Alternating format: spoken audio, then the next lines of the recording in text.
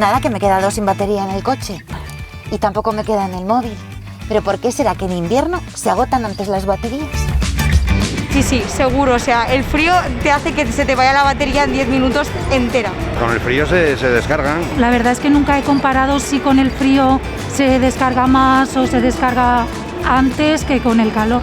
Hombre, alguna vez sí que he notado como que baja más rápido quizá, pero no estoy seguro si es sugestión o si ha sido casualidad. En los teléfonos móviles yo creo que no influirá. Si lo dejas en la intemperie seguramente que sí que repercutirá, pero normalmente no. Se vuelve la batería vieja y hay que cargarlo todos los días. Entiendo como que los aparatos tienen ciertos grados en los que funcionan, como un rango de grados centígrados en los que puede funcionar mejor. No sé, la luz del sol puede influir a lo mejor en que se recarguen las baterías, no lo sé. No sé si a lo mejor por el cambio de temperatura, igual no lo sé, pero quizás la dilatación. Pues creo que la batería se descarga más rápido por el material que está hecho o algo así, que al contacto con el frío se debe descargar. No tengo ni idea, la verdad.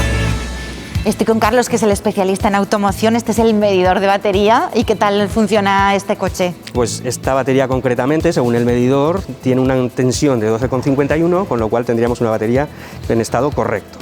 Bueno, parece que nos rodeamos de baterías del móvil, batería del coche.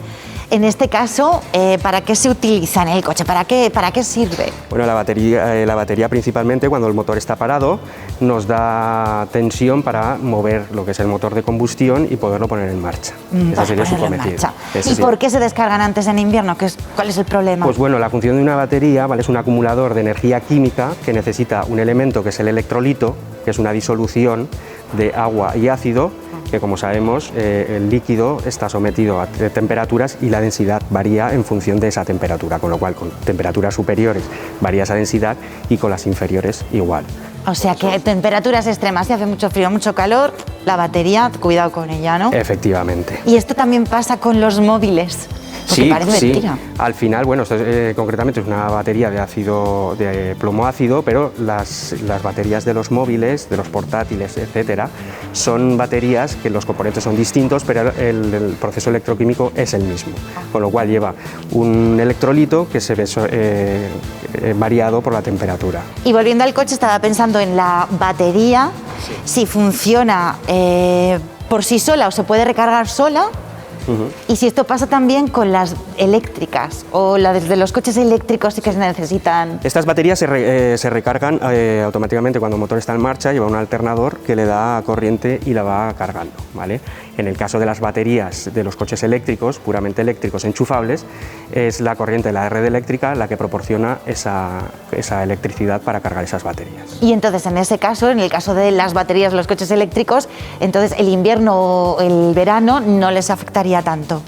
También les afecta porque al final la reacción química, ¿vale?, se produce a través de un electrolito, que en este caso es un electrolito de ion litio, pero también se ve sometido a variación según la densidad causada por la temperatura, tanto extrema por encima de los 25 grados, que sería su rango de trabajo, como por debajo de 15, ¿vale?, hacia abajo. Ajá. Aunque ahora sí que se está investigando en algunas baterías que no les afecte el calor, ¿no? Sí, se está investigando, sobre todo va encaminado a sustituir ese electrolito por un polímero sólido, ¿vale? Así no se vea sometido a cambios de densidad y las baterías tengan una mayor capacidad y se vean sometidas a menos variación. Bueno, ¿y yo qué hago con la batería de mi coche que ya se me ha estropeado, o sea, se me ha agotado? ¿Cómo puedo hacer para tener un poquito puesta a punto, ¿no?, la batería en mi coche? Sí, bueno, en concreto deberíamos saber qué tipo de batería llevamos, si lleva una batería con mantenimiento o sin mantenimiento, ¿vale? En principio, el propietario del vehículo no puede acceder a ella, ¿vale?, no puede hacer un mantenimiento él, sino que tiene que...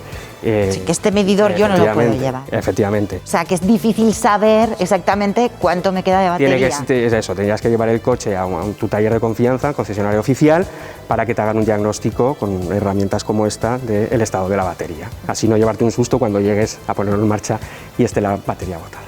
Bueno, pero dame un truquillo.